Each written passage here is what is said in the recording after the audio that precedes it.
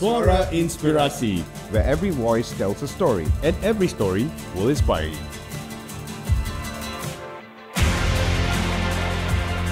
Okay, good morning, everybody. Happy morning. Happy morning, guys. It's been a crazy, what day is it today? Thursday, is it? Was it Wednesday or Thursday? Wednesday, mate. The tree fell down yesterday. Everybody's forgotten the days, you know? Wow. I mean, it's like, and it's still, we are feeling the impact of the jam this morning. Which is why our friend Jun Kai got here 2 hours from Puchong.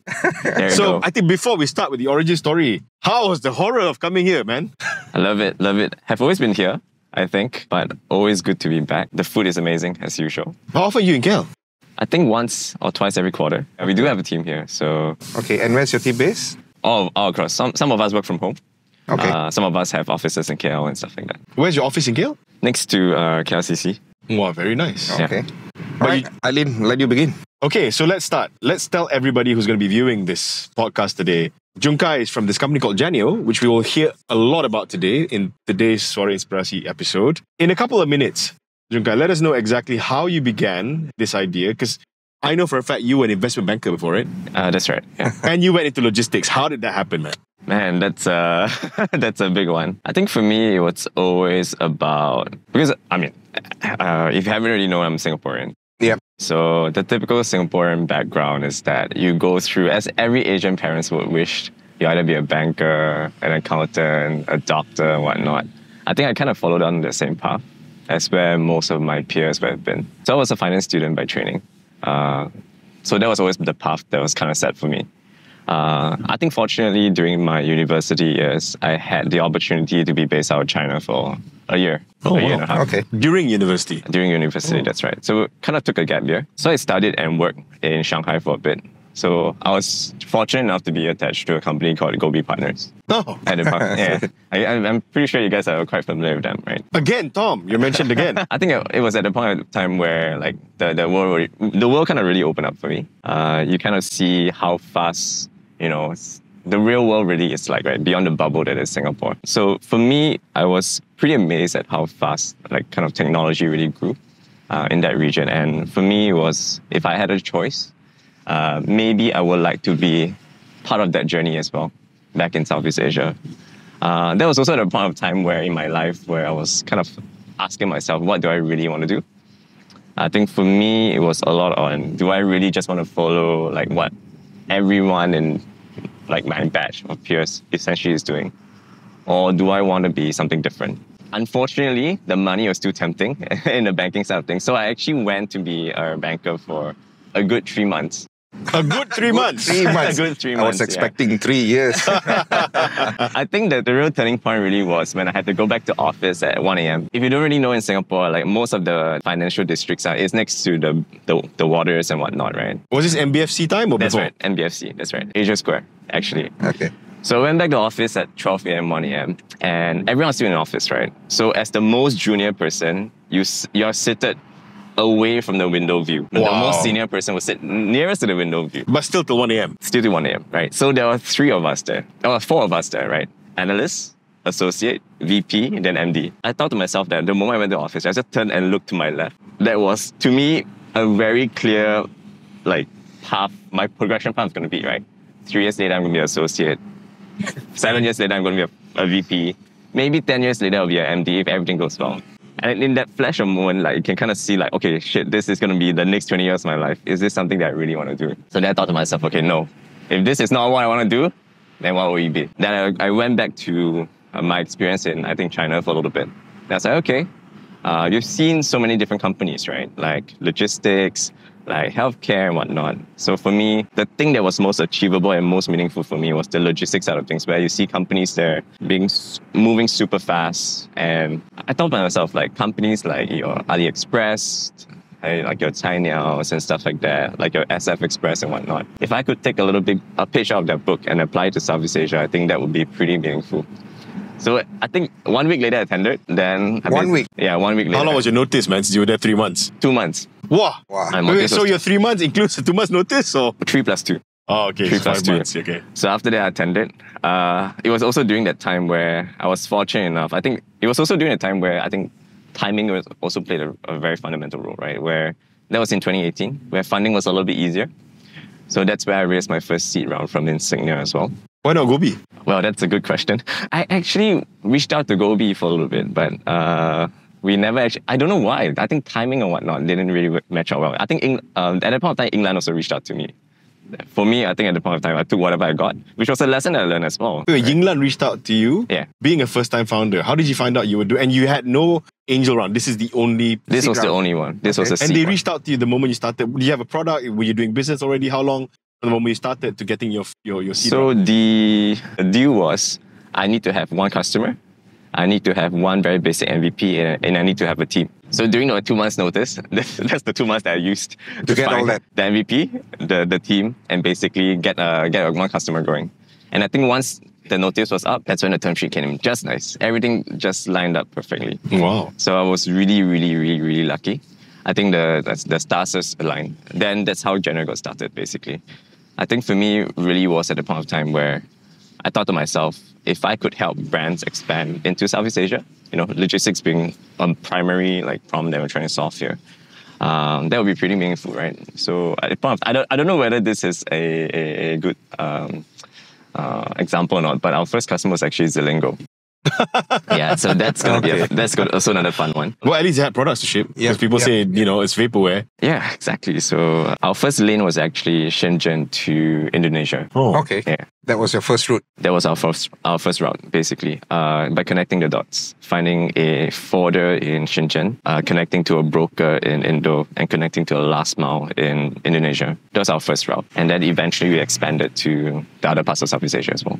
I mean, it's quite inspirational. I mean, the part on especially raising funds when you're just about to start and you got your seed fund, that doesn't happen to a lot of people. I mean, you're quite fortunate, and I think that was your catalyst, I guess, to push Janio to Exactly, yeah. where it is today. And I think the way you sound, you're quite grateful that has happened, Sure, right? I think absolutely. So a lot of people struggle in that particular category, starting something. And the initial part is always the difficult part. During this phase, what were the initial challenges that you faced, especially and prior to that, Jun Kai, you had experiences on both sides of the area, right? So, example, you were in your investment banking side, and now you're going, being an entrepreneur, and this was the initial stage. What was running in your mind during that time? To be perfectly honest, not much. Yeah, you have to be. I think realistically for me, it was a function of two things. Selfishly, I think as an individual. Yeah, we just want to understand your thought processes so that the listeners can gauge how this came about. I think for me, what I had, I took a quick stock take of what I had, what kind of skill set I had at the point of time when I wanted to start my own company, right?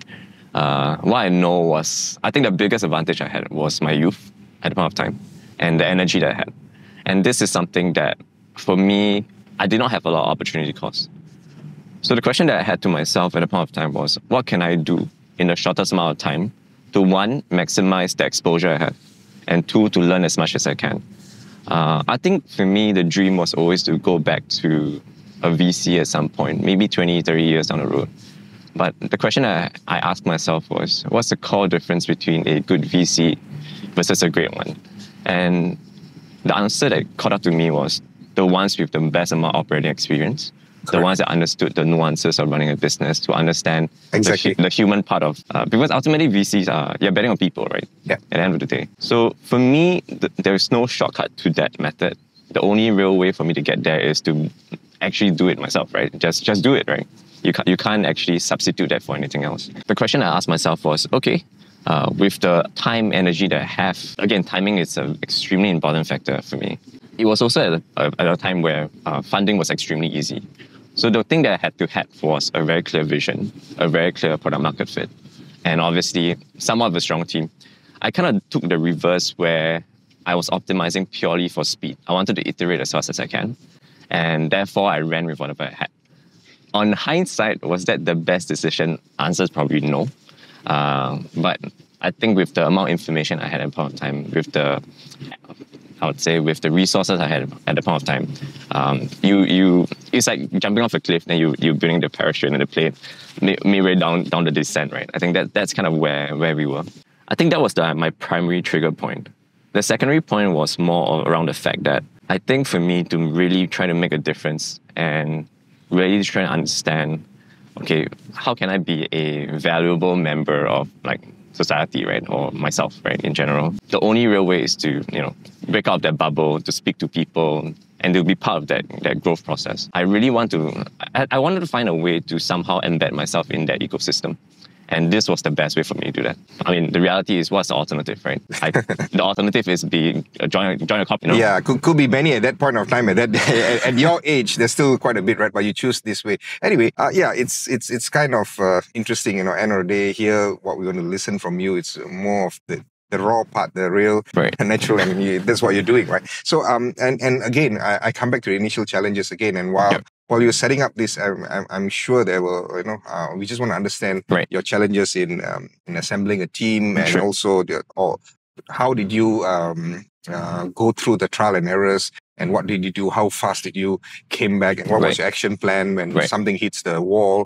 What were you doing during this initial stage? I mean, these are the key things that normally people don't ask. But please be truthful and let the listeners hear what is it all about. The team side of things was one of the biggest challenges that I faced. The initial onset and the thesis we had was move fast with whatever you have, and you reinvent along the way, or you pivot along the way. And that applies to not just the business model itself, but also to the team side of things. For me, at that point of time, the mistake I made was I took whoever I could find, whoever was willing to join the company or somewhat believe in the vision. Then you build something around them. And eventually, obviously for those that have a good amount of drive and a good amount of intellect, those are the folks that you bet on, and then you grow alongside them. I think I feel personally myself, to really recognize is the alignment of values, and that eventually should be a reflection of your culture as well. I think for me, when I first started, I did not have the wisdom nor the foresight to see how important this was. Because there were a million and one things that was happening at any point of time. You got to talk to customers, you got to make sure the finances are in order, you got to make sure basic SOPs are there. But realistically, the thing that I missed out on was the team a cohesive one? But more importantly, what I learned over the years was that there are two things that you can't really optimize for or you can't hire for. One is drive. Either you have it or you don't. And the second one is integrity and values. I think these are the things that you have or you don't have. And those are things that I think we did not realize how important those basic factors was. And therefore, what resulted out of that was a very high churn rate within the company as well. I think for us, and being very honest here, I think we churned our entire company by a factor of 2x. 2x? In how long? Wow. I think 5 years since our existence.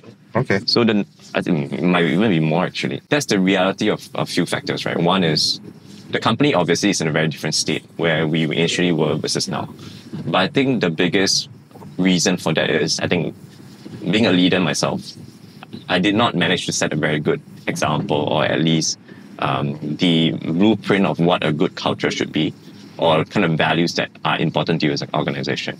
I think that's the biggest, learnings that I had. Because ultimately, the culture is a reflection of people values.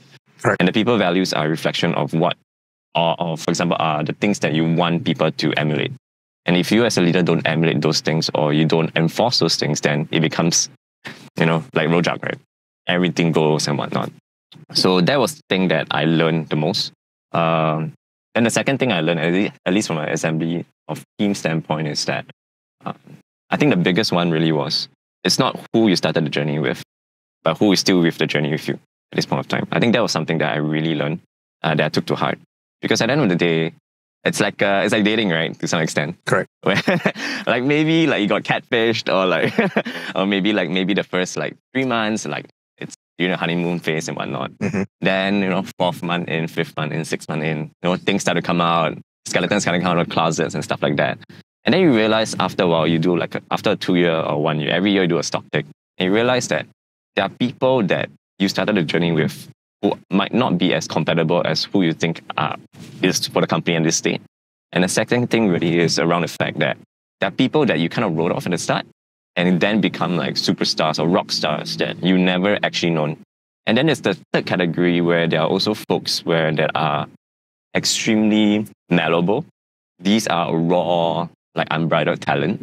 And there's a blank canvas, right? And how you mold them and how they shape them then you become the next generation of leaders that you kind of build a company around. I think I was very lucky to have a function of all those three elements to some extent. And for me, really was around the fact that there are people that I did not expect to take on bigger responsibility than, I literally have folks who are with me now 5 years, take on like head roles for like, I was like 4 or 10 functions that I have today. And these are folks that are my check and balance today. I think that's something that I was meaningfully surprised. And I was strongly urged, most folks to, because I think the challenge that most VC-funded startups like myself goes through is that most VCs will probably tell you, hey, hire externally, right? Hire these folks who have been there, done that before. You hire from these big branded names and whatnot, hire a bunch of consultants. And no disrespect to them, and like not saying that these are wrong advices or not. Everyone is different in their own ways. But sometimes we fail to understand that there are also folks internally that, you rather bring people up. And these are people who obviously should reflect the values that you want, the culture you want. And that worked really well with you? Super well, extremely well. Fantastic. I mean, it's nice to hear validation stories like this. A lot of people have various impressions on this, like what he says, VCs or private equity say, you hire the professionals, hire this and all that. But I mean, hearing this from you gives a lot of hope for a lot of other entrepreneurs of thinking of upskilling their existing people, right? So, and you being proud about it, and also a proof that it's really working fantastically for you, right? I think the note also to agree with you, Sundar, is the fact that, and Jun Kai, you mentioned earlier, most VCs expect you to hire externally because it's seen as a quick gap measure to solve big problems. Right. But the truth is they bring in cultures that may actually mismatch with what you're building. Exactly. And I think what's interesting is there's a very interesting anecdote that came from Werner, who came down for an event, right? Yeah. The group CTO of Amazon.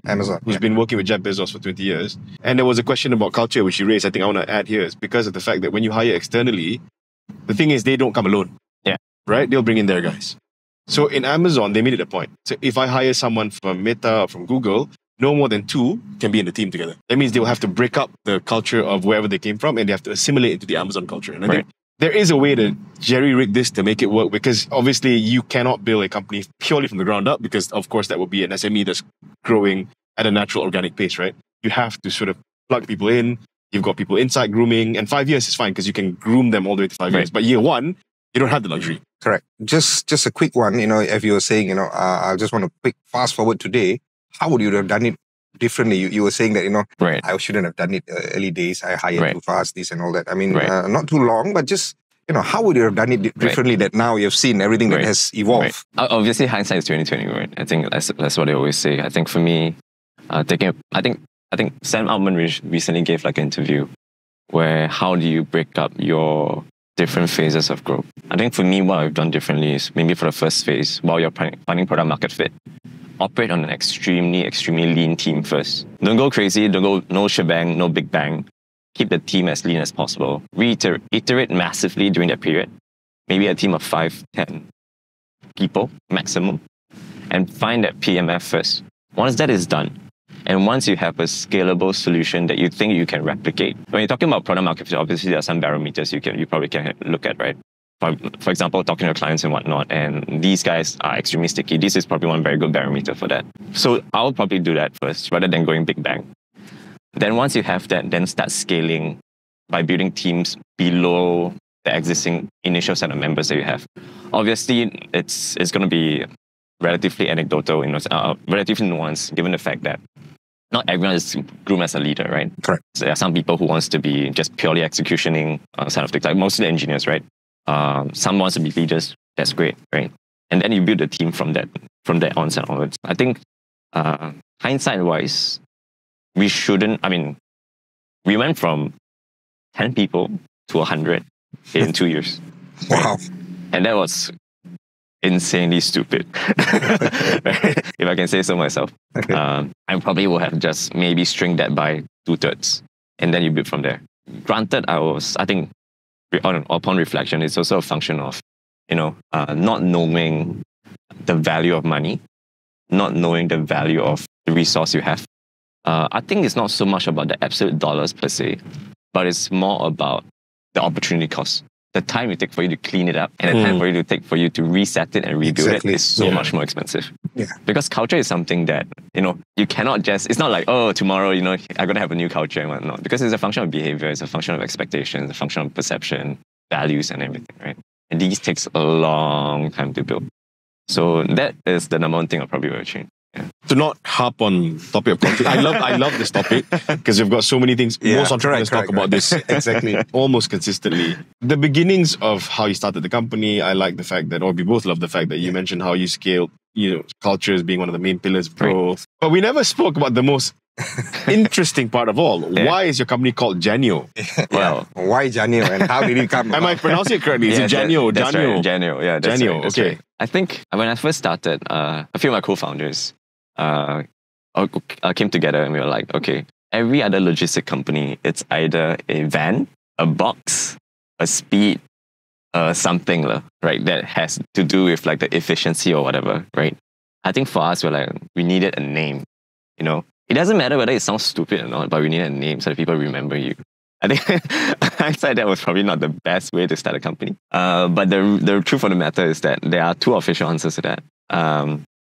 The unofficial one is that it's the initials of all the initial co-founders that I had. Oh, really? Jun Kai is J. Oh. Okay. I had a co-founder called Ali, A, and another one called Afik as well, also A. And the other co-founder from college, Nathaniel, N. And we wanted to do Southeast Asia. So there are 10 countries in Southeast Asia, right? So it was J and then we put like 10 next to it. So Janio. Yeah. Why is it 10? 10 countries Southeast Asia. I So thought it's Jan.io. That's cooler, bro. maybe. Then we went back to, okay, we needed a name. So okay, fine, call it Janio, whatever, right? But the official answer is like Join ASEAN Network. So that was like kind of Join us? ASEAN. Join ASEAN Network. Oh, J and so that's kind of how we got it together. But it's supposed to be double A, right? Because you say Ali and another A, right? So like AA sounds a bit dumb, right? So you just drank it to one. Oh, so you cut one of the A's lah. Yes, there you go. Is the A still with you? No, okay. The thing is, most of my co-founders went on to do their own stuff. Oh my God. I think, actually all of my co-founders went on. So you're to the do only their own one? stuff. I'm the only one. Wow. But I have folks like we talked about just now that we brought up who are effectively my co-founders today, right? Taking on bigger responsibilities within the company itself. I think that's something that I always believed in. Really doesn't really matter who you started the journey with. And you're comfortable with that? 100%. Yeah. I think for me, something I tell like my team quite often, and I try to live it as much as I can, is that no one is bigger than the company, right? Not even the founders, not even myself. Because at the end of the day, it's it's a collection of people, right? Like you're in a privileged position to make hard decisions, important decisions, but at the end of the day, that you cannot supersede the needs of the many, right? So at least that is something that I try to do as much as possible. And hopefully, fingers crossed, I'm really sincerely hoping someone in the company would, eventually take on my role, right? I think that's something that should happen. It's a natural succession for anything, right? Are you grooming that now? No, not deliberately, but there are bright sparks, I think, and pretty proud of them, to be honest. I think in the 5 years you built Janio, I'm sure there are many, many defining moments, but can I choose to highlight one particular one that if you don't highlight, we're going to miss out a very, very good learning session for the audience. You mentioned you started with 4 co-founders. When you raised your first round with Insignia, with England, were they still with you? Yes. When did they leave? I think over a period of the last 5 years, at different points. Just to be clear, it was four of us. So 3 co-founders with me. So 3 plus 1, me. The first one left 2 years, then 1 year later, then another one. I think Nathaniel is the one that recently left, who started his own business as well. And we know each other for 11 years? Yeah, since college. Wow. So I think most of my friends in the entrepreneurial space will kind of see this, it's a betrayal. How can you leave me and stuff like this, like a breakup. I think for me, it's not really the case. It's more of like, look, you found something that you want to do with your life. Passionate about. And you're passionate about. And that's something worth celebrating, I think. There might be negative perception on how that, let's say, breakup is going to be. But the reality of it is, everyone's their own adult. You're your own individual. And it's something worth celebrating, right? Obviously for the right reasons, of course, right? So for me, I think most of them went on, I think all of them went on to do their own businesses and whatnot. To be honest, and it's a good thing. I think it's good for the ecosystem. It's good for everyone essentially. and strongly encourage like most people to just start something that you're passionate about. Are they still part of the company? I mean, have they given up their shares back to you, or? Some of them still own shares. Oh, okay. So they're still part of the journey then. That's right. That's an interesting point, right? I mean, someone want to pursue their passion, but they still have belief in what Jun Kai is doing, and it is a good fit, and it's a great story. Like you said, you don't have to have a different perception with public then, and it's there. That says it. That sums it. There's speak less and exactly, like as long as you're comfortable in your own skin, your own self, internally, that's the only thing that matters. Awesome. And as we're about to reach the end of the session, okay, I think the first part, right? And Sunda's about to do donuts, right? Audi, thank you. Sunda's gonna be donutting her. I'm gonna buckle up, he's gonna triple buckle up, right? yeah. I think what we want to impart before we go to the next segment is the fact that you've gone through a very interesting journey, right? The fact that you went in, hired 100 people from 10 to 100 in a year. You've lost all of your co-founders, and you're still chugging along and keeping yourself steady and scaling onto the next checkpoint, right? I think when we start the next section, let's find out what keeps you motivated and keeps you going. Sounds good. That will be great for our next session, and again, end of our first part, and once again, thanks to Audi, for having the car for us. Sports mode. Donut. Oh, shit. Donut. Let's go. Off camera. Gonna buckle up now. What do our clients actually really, really, really want, right? What is the outcomes? What's their KPIs that really matters to them? We can't run away from not talking to our customers. I think there's no substitute for that. And that's something that, for us, we're still learning. Now it's just about how to be a bit more efficient with our own times and resources. That's it. Let's talk about lessons. I think coming back from the first section as well. It's about finding the right investors that fit into, one, the stage of the journey that you're at, and two, who also understand the vision